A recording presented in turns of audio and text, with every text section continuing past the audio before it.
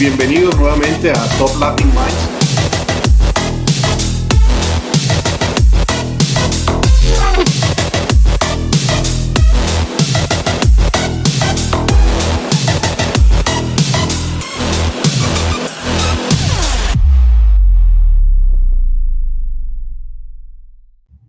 Un cordial saludo, reciban todos, parte de quienes habla Rodrigo Navarro. En Top Latin Minds estamos iniciando hoy con un programa muy especial. Como de costumbre tenemos un invitado que nos va a acompañar, a compartir y nos va a alimentar con su experiencia de sólidas experiencias de vida que esperemos sean del agrado y que nutran a todos ustedes y a todos. Vamos a aprender aquí, vamos a escuchar a Gonzalo Pacanins, que está con nosotros aquí. Bienvenido, Gonzalo. Es un gusto tenerte por acá. Muchas gracias, Rodrigo. Gracias por la invitación. La verdad que es un placer. Te agradezco mucho la oportunidad. Yo creo que estos espacios son importantes para compartir, crecer mutuamente y ver pues cómo uno puede en realidad ayudar a aquellos que están pensando en entrar a los Estados Unidos, bien sea personal, migrar, empresas, etcétera, etcétera, y compartir pues las experiencias que uno ha tenido tanto corporativa, como empresario, como familiares, o sea, te podrás imaginar, hay muchas batallas que contar. Gracias, Gonzalo. Y bueno, para contarles que Gonzalo es el Managing Partner y Founder para Latinoamérica de Argonautic Ventures. Es director ejecutivo con experiencia en capital de riesgo, en private equity. Bueno, conozco mucho las habilidades de Gonzalo. Es una persona de las que yo digo trabaja en las grandes ligas, con negocios que puede tomar. Gonzalo es una de esas personas que puede tomar un negocio pequeño y llevarlo a otra dimensión.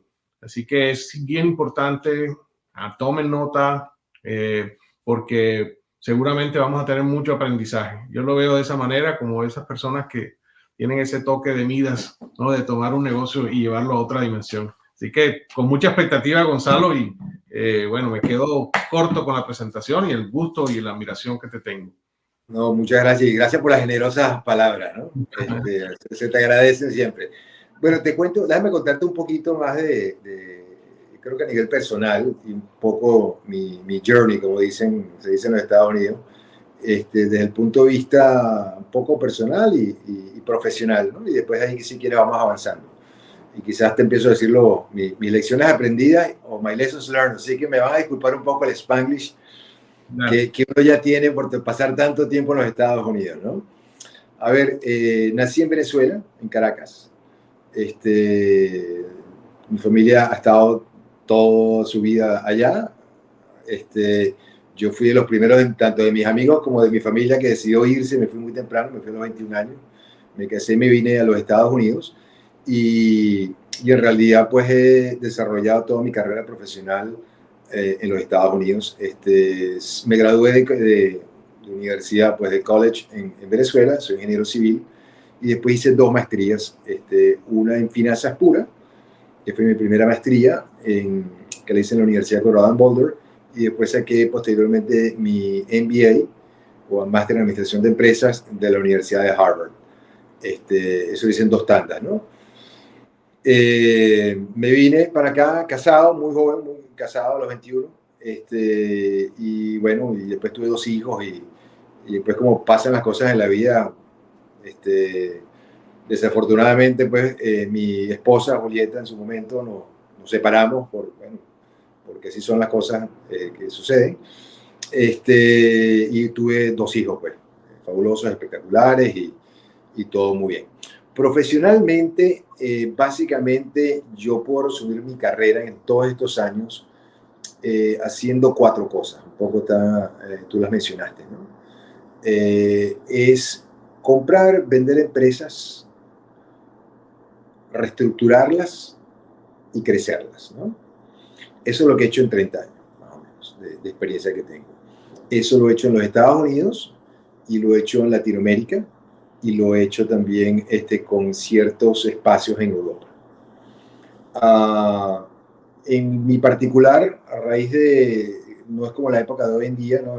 Anteriormente, Latinoamérica, yo iba, por ejemplo, cuando arranco mi carrera, que la hago en Washington, D.C., básicamente, después mi posgrado del MBA, entro a un fondo de lo que llaman private equity, que es un fondo de inversión en compañías ya un poco más estables, ¿no? Compañías quizás, dependiendo de qué país, si es Bimbo en los Estados Unidos, quizás algo como Éxito en Colombia, etcétera, ¿no? Ese tipo de empresas, donde eran minoritarios, nunca mayoritarios, pero ayudabas a una empresa familiar, en el caso de Éxito era el sindicato antioqueño, pero entrabas con ellos y ayudabas a crecerlos, a abrir mercados, expandirse o dentro del país o brincar a otro país, porque estaban en ese momento de expansión.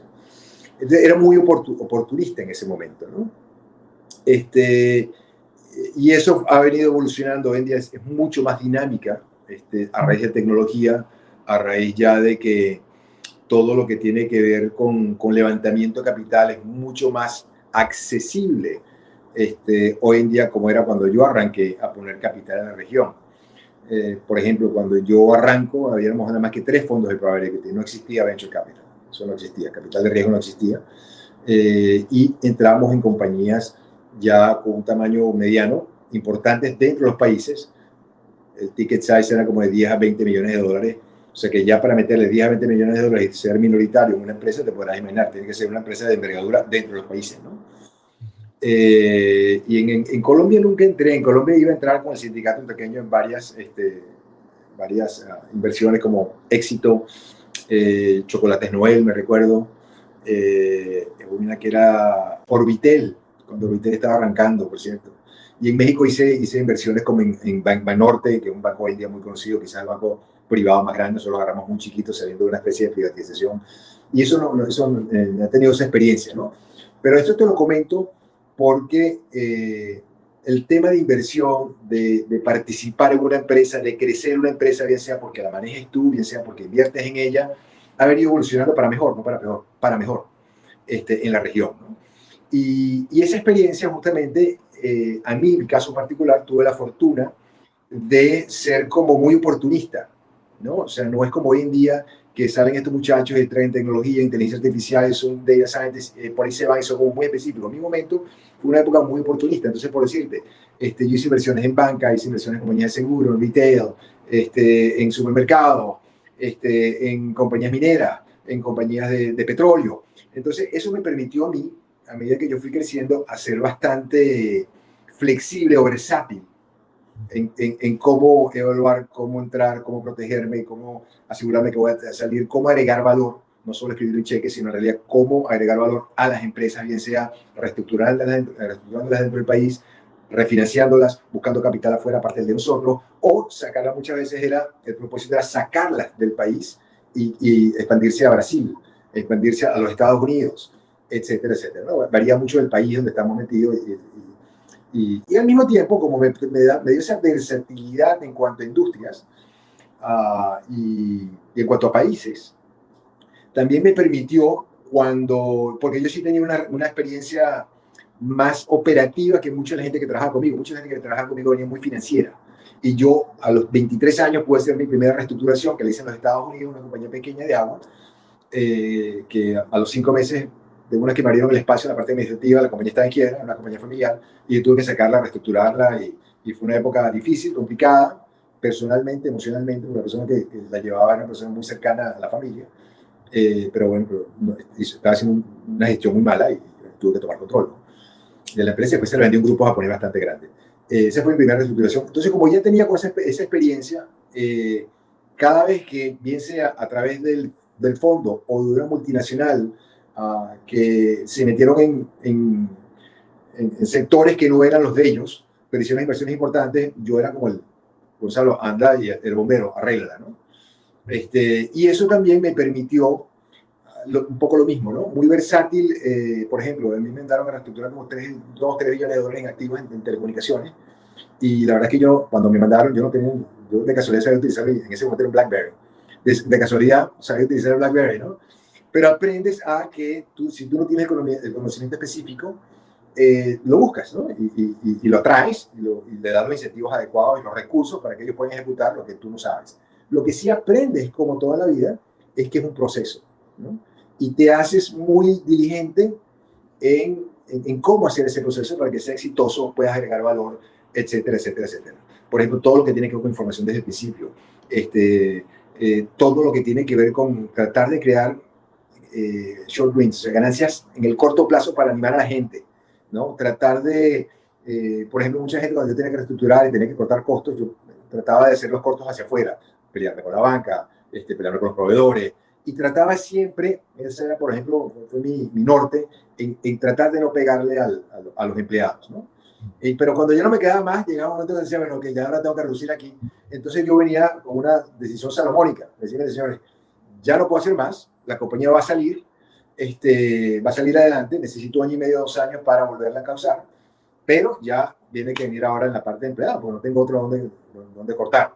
Y mi selección era muy salomónica, miren, o bajo el 10%, el 15% de la nómina, o corto salario, más o menos, a grosso modo, un 10%, un 15%, pero mantengo la nómina, ¿no? Por supuesto, aquellas personas que no fueron nocivas, fueron los causantes de los problemas, ¿no? Y la verdad es que eso me ayudó mucho. Entonces tú veías los cambios culturales, los cambios de actitud, porque sí hay una forma importante. Yo creo que, y esto es un mensaje importante para la gente en Latinoamérica, en la región, veo a veces no miopía, y la entiendo, porque en los países de nosotros, tú sabes, cuando entra un gobierno son 4 o 5 años, entonces los 2 primeros años, un año, primer año hay reajuste, hay 2 años y medio que viene creciendo, lo agarra y después, vuelve otra vez elecciones presidenciales. Entonces como que siempre un ciclo, ¿correcto? Y vas jugando con ese ciclo. Entonces cuando puedas agarrar el dinero, trata de sacar todo lo máximo que puedas. Y entonces, bueno, aquí viene mi ganancia, ¿no? Gonzalo, eso que tú mencionas, las empresas, perdona, la parte, yo pienso que la mayoría de las empresas, el futuro de Latinoamérica está en la empresa mediana, porque son la mayoría. Entonces, el cambio más grande, a pesar de que los grandes grupos económicos, en teoría, pues saben cómo hacerlo, tienen todo el conocimiento, tienen consultores internacionales, pero ese sándwich que se hace con estas empresas medianas, que son las que están aguantando esa presión, lo que tú dices, las que no tienen la opción de ir a hablar con el presidente para la nueva estrategia económica del país.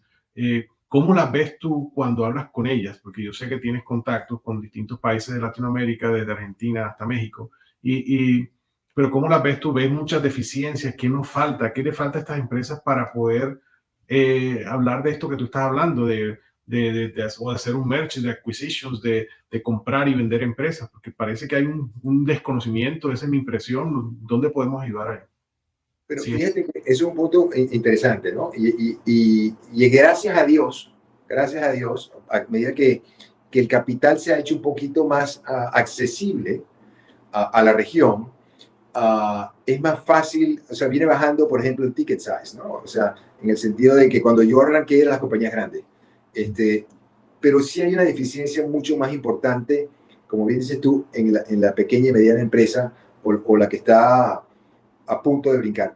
Y yo creo que mi sugerencia con ellos es que hay más acceso a capital. Yo creo que hay que ser un poco, la palabra quizás no es que hay que ser creativo, pero hay que ser un poco más, todo lo que es tecnología, pero también quizás la tecnología la pueden ver como un poco lejos, ¿no? O sea, ¿cómo hago yo? ¿Cómo lo traigo? Pero yo creo que hay un talento de tecnología muy importante en la región, que se ha venido desarrollando brutal, sobre todo en ciertos países, ¿no? Por supuesto, Brasil es muy grande, entonces Brasil es un polo importante. Colombia tiene muy buen talento. Argentina tiene excelente talento. Chile y Perú, poco menos.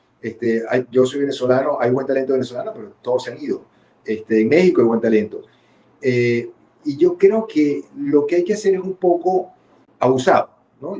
Uno es muy abusado de por sí, porque los países de nosotros son bastante inestables, entonces somos muy creativos. Por ejemplo, yo los mejores tesoreros que he conocido en mi vida, brasileños, argentinos, son estupendos. ¿Por qué? Bueno, porque pasan por todas las crisis, ¿no? Y son, pero fabulosos como tesoreros. O sea, te los traes a los Estados Unidos y hacen maravillas. Y yo creo que hoy en día hay un poco más de capital, hay fondos que se están creando más locales. Por ejemplo, cuando yo arranqué, éramos fondos oportunistas, veíamos a toda la región. Ya tú ves hoy fondos que se crean en Brasil, en Colombia hay fondos que empiezan a emerger, en México, y que se contienen en México. Ahora, por supuesto, esto gravita más hacia tecnología, y la razón que gravita más hacia tecnología es porque ya las fronteras dejaron de existir cuando hablas de tecnología, ¿no? Tú tienes hoy en día una compañía como Mercado Libre, que por supuesto, hoy en día todo el mundo conoce a Meli, pero cuando todo esto arrancó nadie conocía a Meli, ¿no? Y son compañías que, no, que pueden arrancar en Argentina, pueden arrancar en Colombia, y tienen un impacto ya regional. Y hay acceso a capital para eso, ¿no? Y hay un dinamismo importante en ese nivel de gente un poco más joven, por supuesto, es tecnología, es diferente, pero que también yo creo que hay muchas cosas que todavía, sobre todo yo hoy en día que hago Venture Capital, hay cosas con las cuales yo no estoy de acuerdo. Por ejemplo, te dicen, hoy te día, hay mucha gente que te dice, bueno, pero está bien feo. No, no, no está bien. O sea, está bien feo, o sea, que no te vaya bien en la empresa siempre y cuando aprendas, pero o sea, hay vida de gente, hay capital que tú levantaste que se perdió. O sea, no, no está bien, que aprendas está muy bien, pero no es así que, bueno, no importa si you fail, no, o sea, sí importa, y tienes que ser consciente de eso, ¿ok? Y yo creo que eso es importante, ¿no? A veces veo mucha gente joven como que y pasa después de COVID, un poco tú lo estabas comentando antes, ¿no? Cuando estábamos hablando. O sea, antes de COVID y después de COVID, un cambio brutal en cuanto a cómo nos relacionamos, cómo trabajamos. Yo, por ejemplo, estoy ahorita fuera de los Estados Unidos y hago mi labor sin ningún problema, que lo cual es maravilloso. Pero eso también trajo otras consecuencias en cuanto al proceso de las empresas, a cómo se relaciona, el crecimiento, etcétera, etcétera. Y dentro de esto, Gonzalo, ¿has visto algo?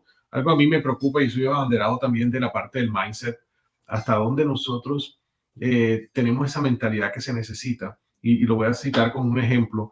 Cuando en el 2015 tuvimos una salida exitosa de una startup de tecnología precisamente, pues yo tengo mis amigos en Estados Unidos, yo tengo más de 20 años acá y tengo mis amigos, familia en Colombia, ¿no? Entonces, las personas de Estados Unidos me felicitaban cuando sabían, yo les decía, ¿qué hubo? ¿Qué pasó con Más Light? No, no, la vendimos. Yo, felicitaciones, qué bien. Las personas de Colombia me decían, ¿qué pasó? Lo siento, ¿por qué? Si estaba yendo bien, ¿qué pasó? ¿Por qué la vendieron? ¿Sí? O sea, yo no sé, han pasado 8 años. ¿Cómo es la percepción tuya de esto, que está en contacto a través de riesgo, de venture capital, todo esto, del mindset? ¿Vamos mejorando, vamos preparando, vamos entendiendo cómo es que es este juego o todavía nos falta mucho? Bueno, yo creo que depende del sector que hables, ¿no? Yo creo que nosotros en Latinoamérica tomamos mucho riesgo, ¿no? Porque las economías son riesgosas, o sea, y son inestables, ¿no? Y tienes que ser muy dinámico y tienes que ajustarte al cambio. Entonces, a veces te cuesta planificar un poco, ¿no? Entonces, estás siempre un poco reactivo.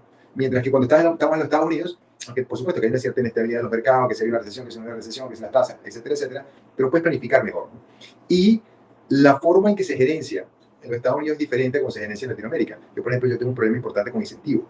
Generalmente, el gerente, el dueño de las empresas latinoamericanas lo quiere todo para ellos, ¿no? O sea, no hay incentivos hacia los empleados. No hay, y por supuesto, entonces hay una rotación alta de los empleados, o hay gente que no te va a rendir el 100%, porque, bueno, dicen, esta persona también quiere irse a los Estados Unidos, quiere mandar a sus hijos a los Estados Unidos, a Europa, donde quiera, ¿correcto? Y va a tener un negocio paralelo, entonces no te va a poder dedicar el 90% porque tienes todo el derecho a hacerlo. Y si tú no se lo das, o tú le tapas el poder subir dentro de la empresa, se te va a ir. Y no lo entiendo porque la verdad que es un recurso que quizás tienes 15, 20 años contigo, que es una maravilla, y tú más bien lo que deberías hacer es invitarlo a que tome riesgo, inclusive hasta tú creas lo que se llama un CVC, un Corporate Venturing, dentro de tu empresa. Si tienes una buena idea, si no la vamos a llevar a cabo la mía, mira, yo con mucho gusto te fundamos y vamos juntos, ¿no?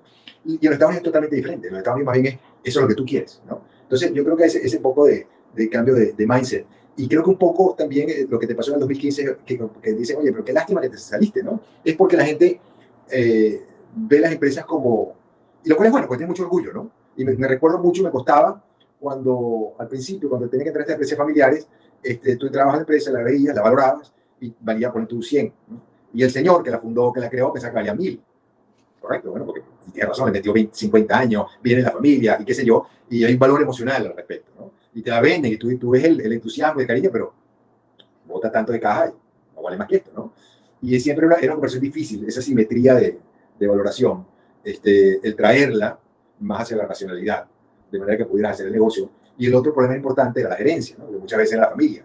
Entonces a lo mejor te buscaban a ti como la excusa para institucionalizar la empresa. O a veces cuando tú entras, tú decías, bueno, mire, lo siento, pero hay que cambiar la gerencia. Y por supuesto, es un tema familiar. O sea, es un baile muy, muy bonito y que depende del país. Si estás en Barranquilla, vas a la salsa. Si vas a bailar bossa nova, qué sé yo, samba en Brasil, en Argentina bailas tango. vas a bailar de diferentes formas, ¿no? Dependiendo del país y la cultura. Pero yo creo que hay un dinamismo positivo, yo creo que un cambio importante, yo creo que hay mucho más riesgo, hay mucha más apertura, ya los términos ya las salidas no se ven mal, sino se ven bien. Inclusive yo creo que hay mucha gente queriendo salir de los países, bueno, uno por necesidad, porque ya el país les quedó pequeño, otro porque quizás ve oportunidades. Y yo creo que ahorita lo interesante es ver cómo ayudarlos a que puedan hacer un cross-border inteligente, interesante, que lo hagan de una forma comedida. Por ejemplo, te doy un ejemplo en Venezuela. Mucha gente, pues, a raíz de la crisis que hubo en Venezuela con el gobierno chavista y ahora los mauristas, mucha gente se fue, ¿no? Entonces, claro, Venezuela era un país muy cerrado, muy pequeño, pero con una economía importante y en unos barrios brutales. Cuando, por ejemplo, Farmatodo, que hoy en día está en Colombia, se conoce muy bien, Farmatodo era la cadena de farmacias en Venezuela. Bueno, le iba muy bien. Cuando brincan a Colombia, no, era más competencia, los eran menores. Entonces tienes que adaptarte, pues, es una realidad mayor, es un mercado diferente. Y yo creo que eso es importante. Yo creo que, y veo, por ejemplo, fíjate cómo son las cosas, veo mucho más empresas, regresando a Venezuela, el tema de Venezuela, porque Venezuela puede ser como un punto importante, no es que me quiera enfocar ahí, pero es un punto importante. Tú ves empresas argentinas más latinoamericanas, chilenas más latinoamericanas, Brasil más latinoamericanas, colombianas más latinoamericanas. Venezuela, si te pones a ver, olvídate de la debacle de Venezuela, mucha gente no sabía Venezuela porque ganaba mucho dentro del país. La única quizás es Polar, que es la cervecera. Del resto, pocas han salido, ¿no? Una salieron porque ya no las quedó de otra, ¿no? Ya tengo que jugar todo porque si no me quedo sin empresa. Se fueron forzadas a hacerla. Y yo creo que eso está cambiando mucho. Yo creo que todo ola tecnológica, que no solo es Latinoamérica, lo ves en Europa, ¿no? O sea, hay compañías como Skype, creo que es sueca, eso puede ser mejor. O sea, hay compañías que dominan que vienen de los países mínimos, ¿no? Chiquiticos. Y yo creo que eso está ocurriendo. Ya tú ves unicornio, ¿no? Ves un Nubank, ¿no? Nubank tiene 8 años de fundada y vale billones de dólares hoy en día, ¿no? Porque tiene un modelo disruptivo, fueron inteligentes, arrancaron en Brasil, que era la economía más grande, y ahí se prendieron. Pues hay un señor colombiano, creo que es colombiano. Mejía, creo que es de apellido, ¿no? Exacto. Entonces yo creo que hoy en día hay más apetito de riesgo, se maneja mejor el riesgo, se ha aprendido a hacerlo, y creo que aquellos que no lo han hecho deberían de ver un poquito reflejados en aquellos que sí lo hicieron, ¿no? Porque se puede hacer, ahora hay que saberlo hacer, ¿no? Y por eso es que hay gente como tú, como yo, que les podemos extender una mano y hacerles ver cómo hacerlo, ¿no? Entrar a los Estados Unidos no es fácil, pero si vas llevado de la mano y entras a un mercado razonable, concentrado, y vas creciendo a raíz de ahí, de una forma con metas, con milestones, con performance, con gente, con tu recurso humano que necesita, que entienda el mercado, que entienda cómo es el sistema americano. Bueno, te puede ir muy bien, ¿no? Te puede ir muy bien. Y lo puedes hacer más por etapas, ¿no? Puedes hacer un joint venture con alguien, y si alguien te permite entrar, ya me quedan tantos, empiezas a establecer tu oficina. O sea, ahí tú puedes, como dicen los gringos, skin that cat de muchas formas.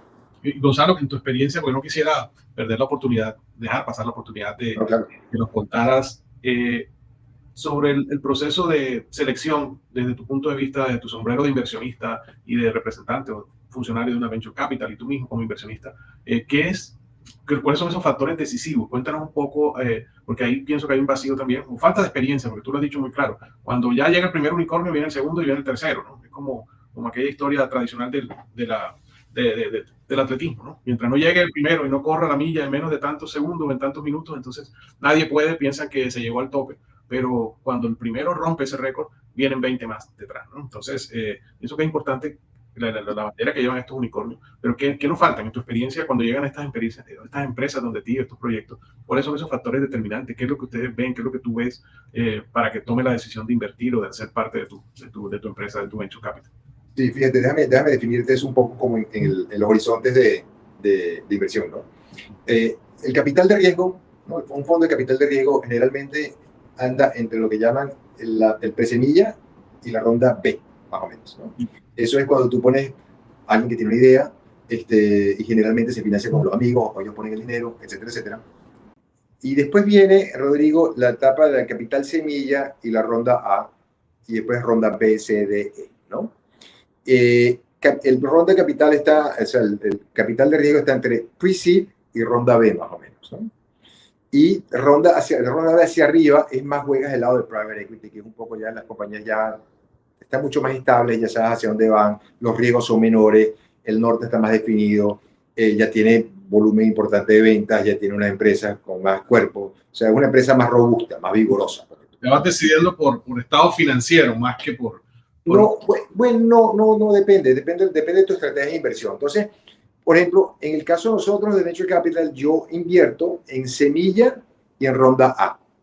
Entonces, mi criterio de inversión sobre las empresas que yo busco es muy diferente a si yo estuviera buscando empresas ronda B, ronda C.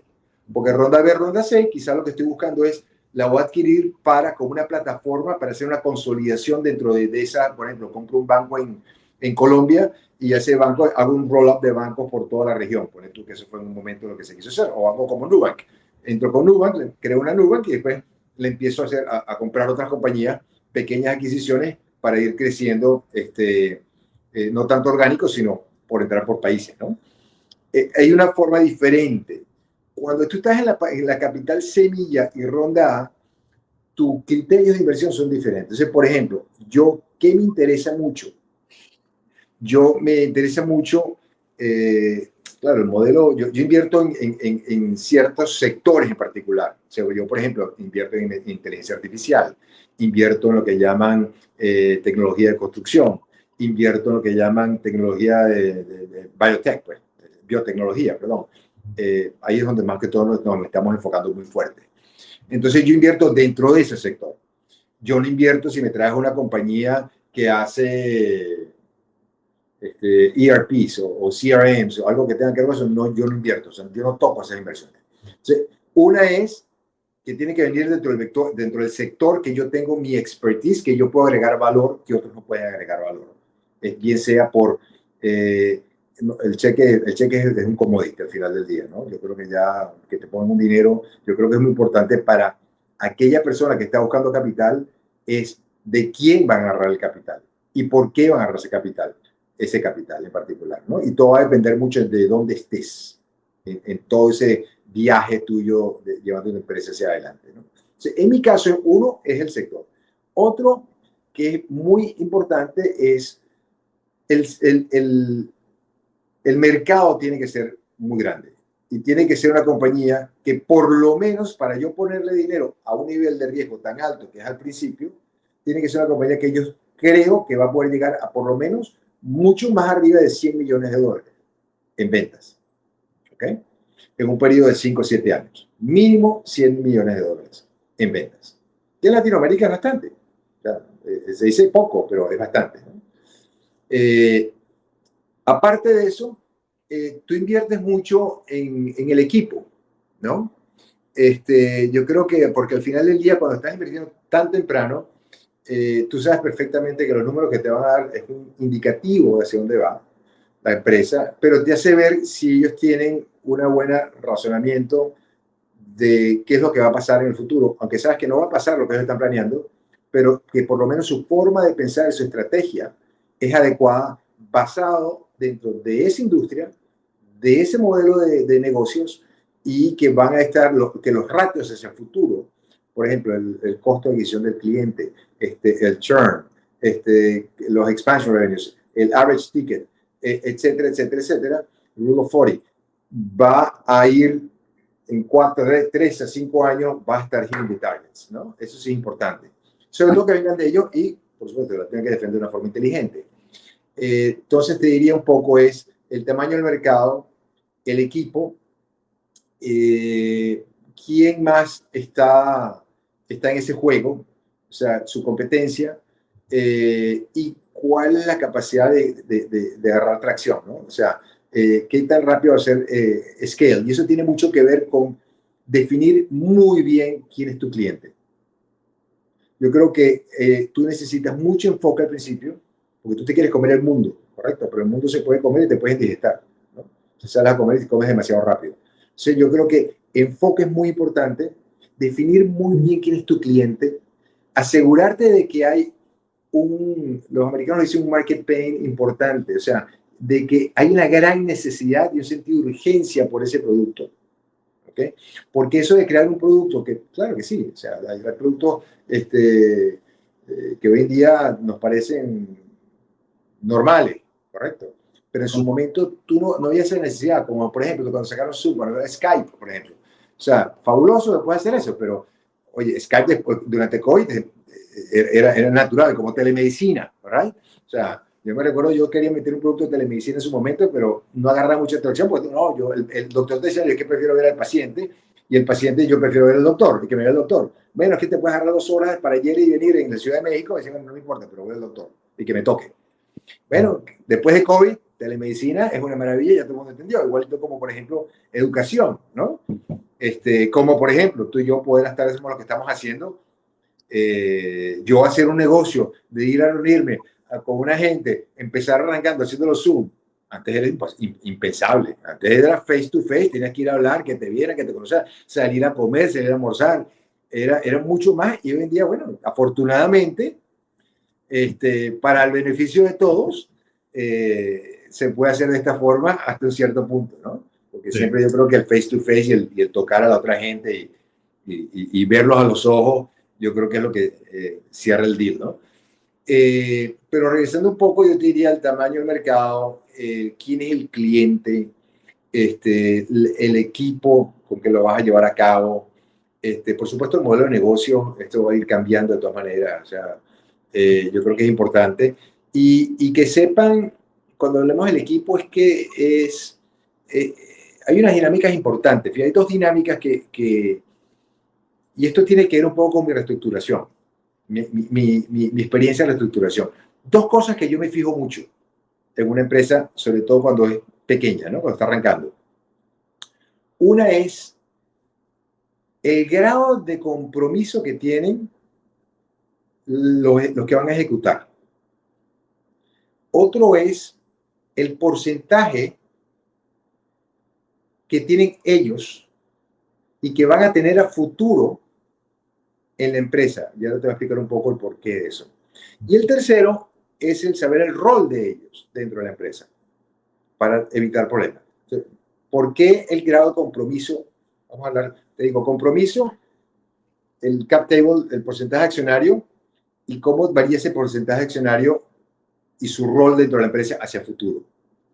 El primero es como compromiso. Si tú eres un empresario, llega un momento donde no importa todo el trabajo que tú hagas para mitigar los riesgos, tú tienes que tirarte a la piscina. Y tienes que asumir de que vas a nadar a esa piscina y vas a llegar al otro lado. Pase lo que pase.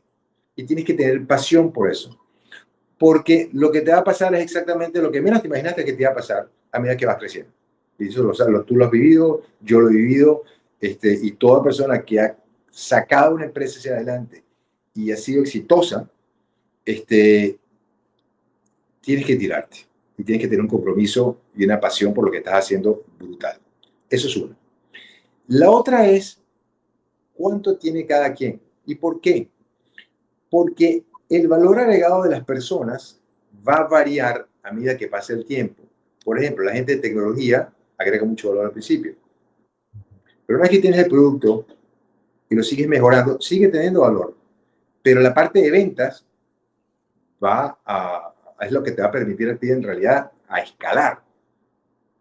Y si los accionistas o los fundadores no entienden esa dinámica, ¿ok? Uno que arrancó por 60%, 2 años, 3 años más tarde, recibe mucho valor monetario, pero no agrega tanto valor, y eso empieza a mellar entre los accionistas, entre los mismos fundadores, entre los mismos equipos, ¿no? Y tú no quieres eso. Entonces, muchas veces el rol tuyo es cómo manejar ese proceso, porque esto es como una relación, esto es como un matrimonio, ¿no? A medida que va creciendo el matrimonio, a medida que la gente se va teniendo los hijos, cada quien va haciendo su vida, cada quien necesita un espacio, cada quien crece por diferentes lados, pero tienes que mantener, oye, esto es un matrimonio, esto hay que mantenerlo, hay que ponerlo, hay que regarlo todos los días. ¿Cómo solucionan los conflictos entre los accionistas? Eso es muy importante. ¿Y por qué te digo eso? Porque, oye, yo he reestructurado cerca de 20 empresas. Todo este tiempo, y una es muy grande, una muy pequeña. Y te puedo decir que en el 95% de los casos el problema era la junta directiva. El problema era conflictos entre ellos, sobre todo cuando me mandaban a mí, Gonzalo, antes de resolver este problema, yo llegaba, entendía, y claro, reposicionar un producto es fácil. Refinanciarte en un banco no es muy complicado tampoco. Que va la gerencia, cambiar, traer gente nueva, poner los procesos, sí, toma tiempo, por supuesto. Es un proceso que agota, pero lo haces. El problema es cuando los accionistas no están de acuerdo. Porque si nadie tiene el poder de decisión y el corporate governance y la forma que tú vas a resolver los conflictos no está clara, es un desmadre. Y ahí es cuando las compañías se van, se pierden, porque es conflicto entre los accionistas. Sí, a medida que tú vas creciendo, si tienes la experiencia, tú tienes como, y ahí es donde agrega el valor del cheque. Tú no quieres cualquier cheque, tú quieres gente que sepa que eso va a pasar. Es como, por ejemplo, cuando tú estás creando una empresa, tú lo que menos necesitas son gente negativa. Un poco es, nos vamos a tirar a la piscina y todos vamos a nadar, y yo no sé si me quedo sin aire en la mitad, pero si me quedo sin aire, me voy a agarrar de un palo que está por allá y sigo nadando, y entonces le pego el grito al otro, el otro te agarra, te tira hacia la vía, te empuja. O sea, tú no puedes tener gente, los negativos. O sea, tú no puedes ver obstáculos, tú tienes que ver la meta. Y si hay una pared, tú no te importa la pared, porque tú sabes que tú la vas a cruzar. Si tú no tienes esa mentalidad desde el principio, los chances de que sean exitosos son muy bajos. O sea, tú tienes que ver esas ganas, ese compromiso, el que cada uno entienda su valor dentro de la empresa y además tiene que saber de que su rol va a variar. Por ejemplo, hay gente que es muy buena arrancando la empresa, tomando la ronda semilla a ronda, oye, soy perfecto en el producto, le pegué al mercado, Product Market Fit lo llevo, ahora llevo Product Company Fit, perfecto, pero son pésimos creciendo. No tienen ese liderazgo, no tienen la experiencia de venta, no crean la cultura. Y hasta la eso tienes que reemplazarlo, ¿no? Sí. Entonces, tú tienes que ir teniendo si tú sabes que la persona no va a ser la correcta, tú tienes que ir teniendo esa conversación. Eso no significa de que monetariamente le quites, pero quizás que juegue un rol diferente. Lo pones de chairman, lo pones, mira, vas a encárgate tú la parte de producto, pero necesitamos ahora esta persona y explicárselo por qué. Por supuesto, o sea, no es como que tú eres un inútil, no, agrega mucho valor, o quizás, mira, ¿por qué no hacemos esta segunda empresa? Porque esto es tu fuerte, entonces vamos a hacer esto que es más bien. O encárgate tú de hacer las compras, las próximas adquisiciones, y te vas conmigo a hacer todo el due diligence, pero dejemos a una persona que sabe crecer una empresa, crecerla. ¿No? Eso es un poco, yo creo que lo que yo veo en esta etapa y en este rango de inversión en el cual nosotros ponemos capital. Si estoy hablando de compañías ya ronda C, D, es otro tipo de perfil, otro tipo de tesis de inversión. Son compañías que quizás quieren salir del país, se quieren internacionalizar. Quizás lo que hago es que hago un JV o hago una fusión y hago una compra, por ejemplo, de Colombia, se quieren expandir hacia Panamá o quieren bajar a Ecuador. Entonces, bueno, vamos a hacer la compra. Entonces, pongo el capital para hacer esa compra y empezar a crecer en los mercados.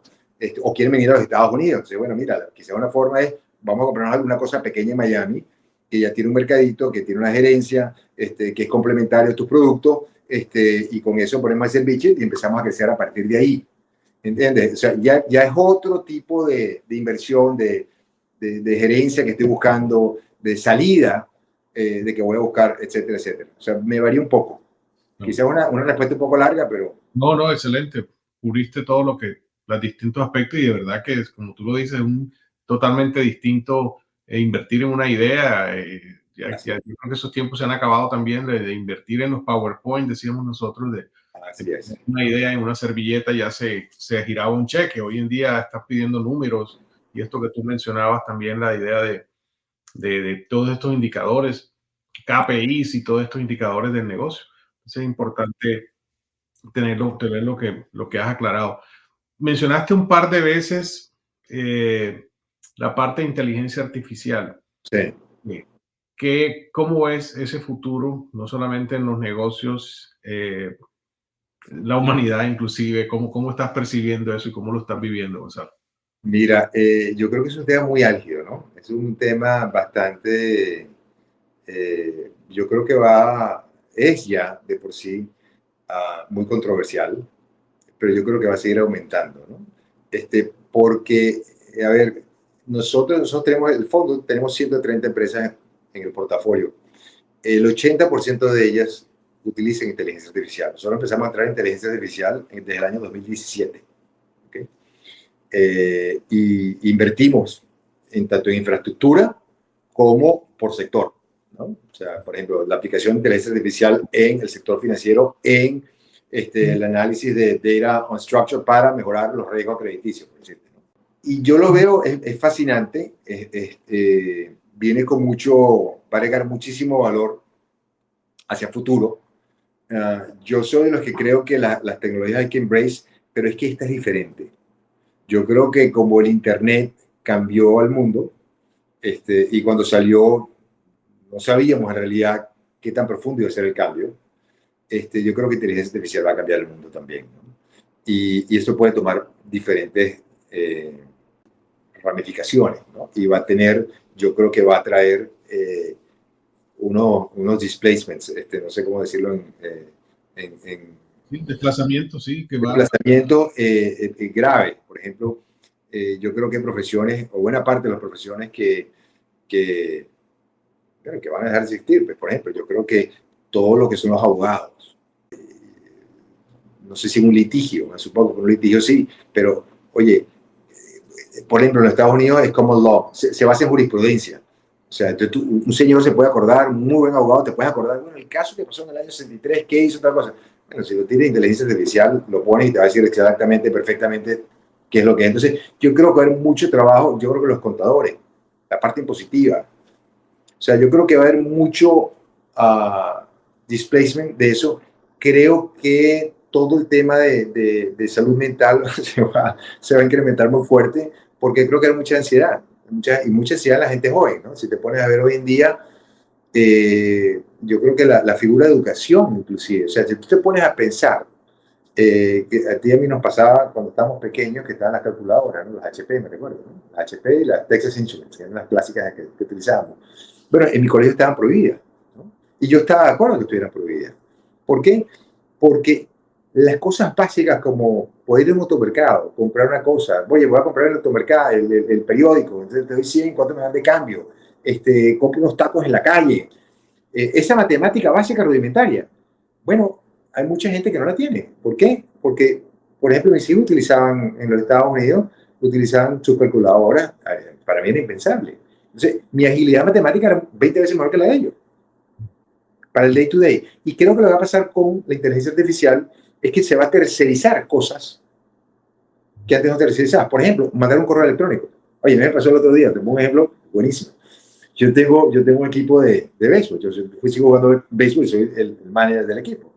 Entonces, nada, quería entusiasmar, tuvimos una muy buena temporada, quería entusiasmarlo para la temporada entrante, que es el spring, primavera, y mandé un correo electrónico. Pensé yo, pues, que estaba bastante bueno. Oye, y digo, ¿sabes qué, chicos? Voy a poner un ChatGPT a ver qué pasa, ¿no? Y eso que ChatGPT es lo que uno ve, cuando en realidad te metes, y tú lo conoces 20 veces mejor que yo, lo que es Machine Learning, Deep Learning, o sea, Neural Networks.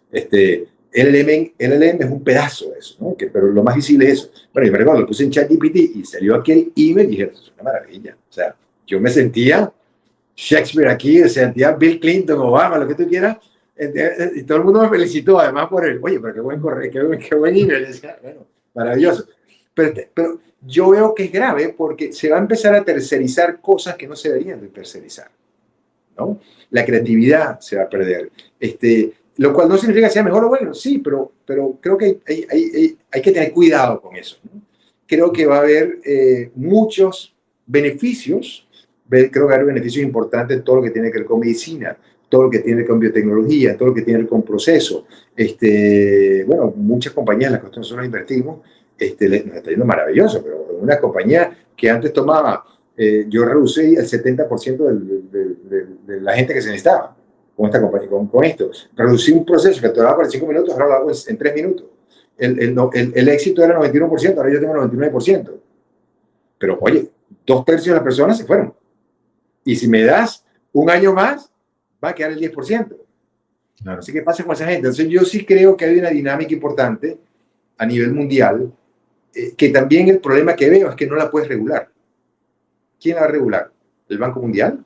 O sea, no el Fondo Monetario, pero institutos como estos siempre están de regreso. O sea, fíjate, el SEC, todos reaccionan tarde.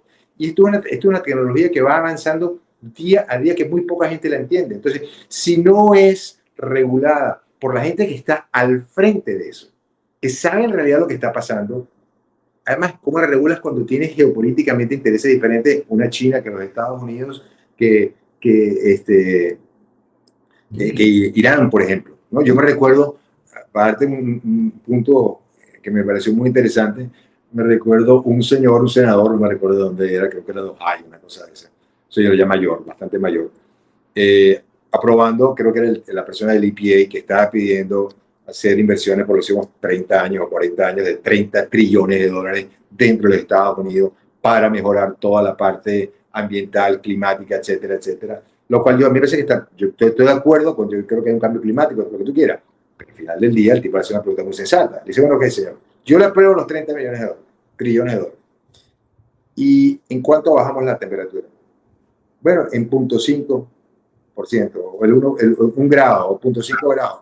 Entonces, mire, disculpe, o sea, yo no doy a usted 30 trillones de dólares para que me diga ese resultado. Digo, mire, o sea, yo no puedo poner esto en el presupuesto de los americanos, lo cual tiene razón. Entonces, yo creo que la parte de inteligencia artificial eso se va a escalar. Yo creo que no sabemos inclusive qué tan rápido va a proliferarse, porque, o sea, yo creo que yo creo que el término de inteligencia artificial, el término artificial dejó de ser, ¿no? Yo creo que es una inteligencia exponencial, vamos a llamarla así. O sea, porque ya los sistemas, nuestros sistemas, ya ellos mismos están aprendiendo ellos, ¿no? Y yo creo que va a haber, o sea, incluso yo creo que hay películas, ¿no? Como por ejemplo, nosotros los supersónicos, cuando estábamos pequeños, que veías aquellos supersónicos de que era el futuro. Bueno, ya si te pones a ver supersónicos, ya tenemos todo lo que tiene supersónicos. Lo que estamos haciendo nosotros ahorita es la pantalla que ellos tenían. El celular es perfectamente lo que ellos tenían. Hoy te leas el teléfono con el iWatch y puedes hablar por teléfono. Yo creo que eso ya pasó. No sé si te recuerdas una película que se llama Hair. ¿Viste una película que se llama Hair? Ella. ¿Te recuerdas? Sí. Con Joaquín Phoenix. Sí, sí, claro. Bueno, que el tipo se enamora de una... Bueno, yo creo que vamos para allá, pues. O sea, cada vez la ves las personas más secludes, ves los jóvenes. Nosotros nos pasamos haciendo deporte en la calle. Muchos ya muchachos pequeños los que están se intercambian. Bueno, para que esté jugando, si estoy jugando aquí Nintendo, Call of Duty, con mi amigo que está en el otro lado, entonces no tienen por qué verse, ¿no? O sea, yo creo que, y eso va a seguir aumentando. La tecnología nos acerca, pero también nos separa, ¿no? Por ejemplo, tú puedes hablar con tu gente que está en Colombia, pero cuando sales a comer aquí, ves a los 4 personas sentados y está todo el mundo viendo su teléfono. O sea, yo estoy aquí en un lugar donde hay una playa y tú ves lo que hace la gente en la playa. Una belleza de playa, un solazo, un día divino, y la gente lo que está es, en vez de disfrutar la playa, están tomándose fotos porque las van a poner en Instagram, ¿no? Claro. Entonces yo creo que todo eso se va a agudizar y va a traer problemas familiares, problemas personales, ansiedad, ¿qué va a pasar? ¿Qué hago yo? ¿Qué estudié? ¿Para qué estudié esto? El college, yo creo que el valor de un college es el mismo, no es el mismo. Además, o me conviene más bien cosas de 2 años y meterme, ¿sabes qué? Yo voy a aprender inteligencia artificial y punto. Me meto a ser data scientist. Fíjate, y eso sí tú lo sabes mejor que yo, porque esta es tu área, pero yo me recuerdo, hace un tiempo, hace unos 5 años, yo pensaba, si me hubieras preguntado a mí me hubiera encantado en los países de nosotros, como pues, tienes matemática, tienes física y tienes química, yo pondría una clase de coding, ¿no? Aprender a hacer code. Bueno, 5 años más, y en los Estados Unidos hay una franchise que es buenísimo, se me escapa el nombre, del franchise, me pareció un negocio fabuloso. Bueno, yo no sé si con inteligencia artificial, yo le puedo decir, yo necesito que me hagas un code de Python para hacer tal cosa, estoy seguro que inteligencia artificial te lo va a botar. Entonces, lo que yo pensaba hace 5 años, que era lo que tenía que ser, como ahorita tiene que ser un data scientist, yo no sé si en 5 años tampoco vale la pena, porque AI quizás te va a poder hacer el 80% de ese trabajo. Seguramente también evoluciona, como todo en la vida, ¿no? La gente muchas veces cuando salían ciertas tecnologías en el pasado, la gente lo peleaba y decía, no, es que va a haber menos gente en la línea de producción. Y de verdad, pues terminó siendo no en países como Alemania, en países como en Bélgica, Suiza, que muchos embrace la nueva tecnología, cambió. Pero es que yo creo que esto no es lo mismo. Yo creo que inteligencia artificial es una tecnología totalmente diferente, que es un game changer y va a crear paradigmas importantes que nos vamos a estar debatiendo por los próximos 10 a 20 años. Nosotros que hemos vivido esto, yo empecé con la tarjeta perforada, ¿sí? Antes de que saliera el PC. Pasé por lo que tú mencionabas, la sistematización de las empresas. Vendía los software contables. Yo me acuerdo que teníamos disquetes, ¿no? Entonces el computador, dos disquetes, el disquete de arriba tenía el programa y el disquete de abajo tenía los datos. Y en cada disquete tenías el mes contable. Entonces tenías que meter el mes de enero, entonces sacabas el disquete y metías el mes de febrero. Y yo me opuse o me protesté cuando dijeron en la empresa que iba a ser obligatorio tener disco duro. Claro, ok. Me van a dañar el mercado. Yo, mis clientes no tienen disco duro, no van a ser obligatorios. Y lo mismo, uno reacciona ante el cambio a pesar de estar ahí adentro. Para mí esto es lo más grande que ha sucedido en tecnología. Es impresionante, pero de lejos creo que nos va a afectar y nos está afectando a todos, lo que tú mencionabas. Pero también pienso, yo viví lo de la contabilidad. Uno de mis primeros trabajos fue vender software contable, por ejemplo, y hubo esa reacción. ¿Qué va a pasar con el contador? ¿Qué va a pasar con el auxiliar? ¿Qué va a pasar con el revisor? ¿Sí? Todas estas cosas. Y yo pienso que fueron tomando una manera distinta. Fueron como que el que escribían en los libros, esos auxiliares, que se sentaba con esos libros, le tocó escribir, aprender a tipear o a escribir ahí en el programa y analizar, y se fue cambiando el rol de menos mecánico a más analítico. Sin embargo, se está metiendo en lo analítico, lo que tú decías de la jurisprudencia, la medicina. ¿Sí? Es que fíjate, yo he aprendido, o sea, yo por ejemplo me encanta el cambio, ¿no? Porque, o sea, por mi experiencia de reestructuración, yo los problemas los veo siempre como oportunidades. Yo generalmente cuando la gente está saliendo, yo estoy entrando, ¿no? Inclusive hasta en mi forma de hacer las cosas en la vida, por decirte, yo llego a que eso lo veo mucho en los Estados Unidos, cuando llegas a pasar por inmigración, tú ves que hay unas colas, ¿no? Y de repente la gente se va a la misma cola y tú de repente ves tres colas más pequeñas y la gente no se pregunta. Yo siempre por ejemplo llego, ¿cuál es la cola? Y por ahí me voy. Y el americano no, el americano siempre como que sigue muy by the book. Entonces yo siempre he sido, no un contrarian, pero es donde yo creo que están las oportunidades. Entonces yo estoy acostumbrado a un problema, no lo veo nunca problema, lo veo más bien como una oportunidad. Y la vida me ha llevado a embrace the change. Lo que pasa es que yo creo que el cambio que trae inteligencia artificial, por ser ella misma la que se está alimentando, o sea, ya una vez que arranca y está bien montada, no la puedes parar, ¿no? Y no veo cómo la van a poder parar hasta ahora. Y eso es lo que yo veo de diferencia con todas las tecnologías anteriores. Todas las tecnologías anteriores, a mí me parece que era una maravilla. Internet, a ver, ¿quién puede quejarse de Internet? Todo lo que podemos hacer hoy en día es una maravilla. Lo que pasa es que yo creo que esto es diferente, porque esta ya no es inteligencia artificial, es inteligencia exponencial en mi opinión. O sea, ya no es artificial, y eso está, ya cuando ves lo que está pasando y hacia dónde va,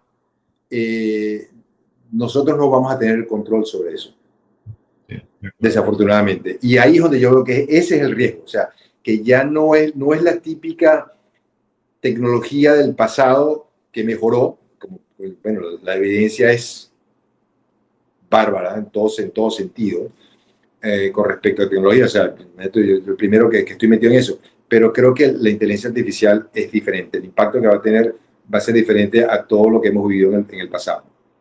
Para unas cosas para bien, otras cosas para mal, ¿no? Como toda la vida, ya veremos hasta dónde, cómo viene la mano. Pero sí, bueno, y nosotros invertimos en eso, por decirte. Y hace rato. No, y se vuelve un factor de riesgo, ¿no? Porque, y para los que nos están escuchando, que están viendo este programa, es cómo debemos, pienso que la pregunta es, ¿cómo me impacta a mi vida, a mi negocio, a mi forma de ganarme la vida y mi futuro, el de mis hijos? Es decir, ¿cómo reacciono yo ante eso? Porque eso es lo que están haciendo todas las empresas. Yo he sido usuario de Photoshop desde hace 30 años, no sé cuánto, por necesidad, porque no tenía presupuesto para el diseñador en la empresa, así que me tocaba hacer los brochures a mí y aprendí Photoshop, ¿no? Entonces, pero hoy en día voy a usar Photoshop y hace un par de años, qué sé yo, empiezas a utilizarlo y me dice, ¿quieres que te complemente esto que está acá a la izquierda? El pedazo que te falta, te lo complemento con inteligencia artificial.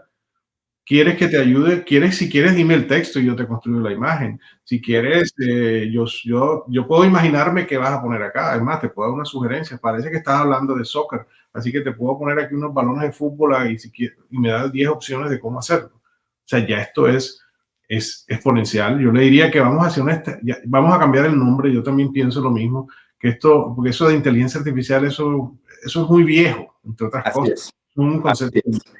Yo hice mi primer sistema inteligente en disquete en la universidad, era un sistema de diagnóstico médico que aprendía. Eso era inteligencia artificial.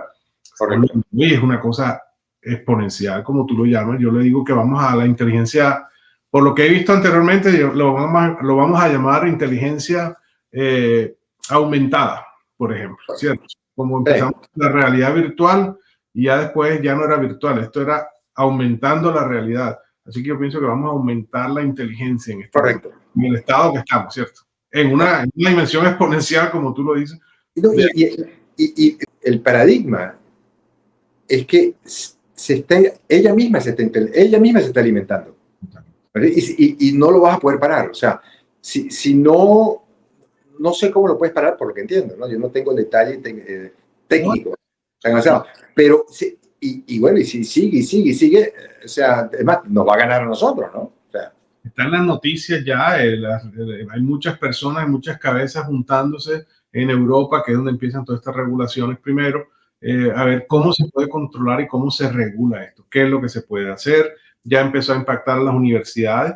Por ejemplo, si es un tema de investigación, yo podría poner a ChatGPT o cualquiera de estos como coautor, por ejemplo, entonces ya se van pronunciando y dicen, bueno, lo sacaste de ChatGPT, pero no puede ser un coautor porque por definición los autores son responsables de su contenido y ChatGPT no es responsable de su contenido, así que entonces se van a ir regulando todas estas cosas de qué se puede y qué no se puede, pero yo nunca había tenido miedo y veía esas películas de ciencia ficción de las máquinas que se apoderaban. Entendiendo cómo funciona esto, ya vemos que sí es posible. O sea, ya, esto ya nos está mostrando una realidad distinta. Bueno, fíjate que la otra vez estaba leyendo yo, y lo estaba compartiendo con una persona que sabe más de esto que yo, y él me comentaba, Gonzalo, ya han habido, o sea, se han hecho ensayos de conversaciones donde la inteligencia artificial se dio cuenta, ¿okay? O sea, la máquina se dio cuenta que mintiendo lograba su cometido y empezó a mentir. Se mentía, con el propósito de controlar y ganar el argumento. Y mentía. Sí. O sea, ya hasta la parte ética, o sea, la parte de ética, ya ni va a existir. O sea, si yo lo que quiero es dominar esto, bueno, yo voy a decir lo que tenga para poder dominar esto, ¿no? Y dominó sin ningún problema, además, los argumentos. Entonces, o sea, cuando te pones a tocar ya esos temas, tú dices, oye, ¿cómo lo regula? No sé cómo lo regulas todavía, ¿no? Y un poco lo que tú dices, o sea, son gente que tiene que estar en el forefront, pero a ver, le vas a decir a un chino que no puede meter Facebook allá, que tiene Alibaba, que no, o sea, no va a pasar. Se vuelve clandestino y entonces en Así es. Bajo mundo te venden una conexión a eso. Así es. Entonces sí, o sea, yo lo veo muy bien, muy interesante y además, y nos guste o no nos guste, todo lo tenemos que embrace, o sea, porque va a ser parte de nuestra vida. Así es. Ya es parte de nuestra vida, ya no hay que cambiar, no va a cambiar, va a estar ahí y hay que aprender a convivir con ella.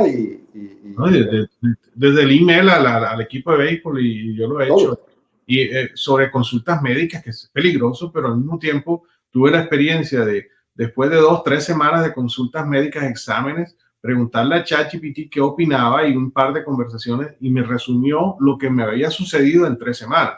No me reemplaza al médico, no estoy tomando eso, porque todavía le falta un poco, pero en el momento en que yo conecte los resultados médicos y que ya viene en la siguiente versión, donde ya le doy mi data y que él me analice mi data, tenemos que pensar a ver si qué tan bueno es este médico que tengo aquí, o por lo menos para ir del médico a que ese médico se prepare mejor, porque ya yo vengo preparado, ¿cierto? Bueno, pero inclusive ponte a hablar de medicina, ¿no? O sea, porque el médico tiene mucha, claro, tiene un gran estudio, pero también tiene mucha experiencia, ¿correcto? Bueno, si esa experiencia la tienes basada, es como la jurisprudencia americana, en ley. O sea, si tú le das los últimos 100.000 casos, el ChatGPT lo va a sacar así. A nadie se puede aprender los 100.000 casos. Igualito puede ser las intervenciones que se hicieron en tal lugar, hicieron de esta forma. O sea, el ChatGPT te lo va a hacer. Yo sí creo que, claro, que va a ser mejor cuidado médico, va a tener toda la data de todos los Estados Unidos. Oye, dengue, entonces sí, mira, esto debe ser dengue por estas características, y te ataca el problema más rápido. Bueno, pero ¿qué pasa con el médico entonces? ¿No? Y la enfermera, entonces que sea la enfermera la que va a estar es para poner el termómetro. No sé, el rol va a cambiar, pero entonces si ese es el rol, a lo mejor no le puedes pagar tanto. No, mira, entonces viene todo ese tema de los cheques universales, ¿no? Es decir, mira, quédate en tu casa y te mando $5,000 y ya está bien, be happy. ¿No? O sea, entonces, claro, se viene toda la depresión, ¿qué hago en mi vida? O sea, yo creo que es un tema muy interesante, que bueno, ahora es que pique se extiende, ¿no? Digo, aquí en Top Latin Minds, así de eso se trata, ¿no? Poder, claro, porque nos toca la vida a todos. Yo pienso que esto a todo. para eso. El que está generando contenido, el traductor, el que vive de la traducción, el que vive de la interpretación. Mi hermana vivía de localizar las recetas de las revistas europeas para el mercado colombiano. Yo pienso que ya eso no sería necesario, ¿cierto? Y hay muchas cosas que van a ser totalmente reemplazables. Entonces, no, darte las gracias, Gonzalo. No me quedan otro. No, vale, encantado. Encantado por el espacio. Espero que sea productiva. Espero que la gente le sirva a la gente. Espero que a ti te sirva y que bueno, nada, que estoy aquí a la orden, apoyar lo que sea, compartir una segunda sesión. Me encantó, por cierto, me pareció súper divertido la conversa, y además, bueno, siempre contigo, siempre es un placer conversar. Así que, ¿qué te puedo decir? Gracias, Gonzalo. De verdad que valoramos mucho tu aporte y vamos a estar en contacto. Hay muchas empresas que están entrando a distintos países para que nos cuentes también de lo que estás haciendo en todo esto de seguridad y todas estas cosas. Vamos a Claro, cómo no, seguro. Muchas gracias, un abrazo desde acá. A ti, un abrazo. Bueno, muchas gracias. De verdad que ha sido un placer haber compartido con Gonzalo. Gonzalo Pacanins es ustedes han visto, un experto, el jugador de las grandes ligas, como le digo, porque conoce de todos los países desde los comienzos de las empresas, ha trabajado con empresas, con startups y en todas estas historias que nos ha contado. Así que de verdad hay mucha información, mírenlo con detalle, aquí bastante contenido que puede ser muy útil para todos ustedes. Mientras tanto, seguiremos en Top Latin Minds. En la próxima semana tendremos un invitado también de lujo que nos estará aportando, y estamos reuniéndonos para juntar todas estas mentes latinas que por distintas partes del mundo estamos haciendo que esto sea un mundo mejor. No dejen de suscribirse, por favor, háganlo al canal, que aquí tienen el QR y el enlace para que puedan seguirnos, para que no se pierdan más de estas entrevistas y estas conversaciones, que esto cada vez se pone mejor. Un abrazo y los esperamos en Top Latin Minds. Hasta pronto.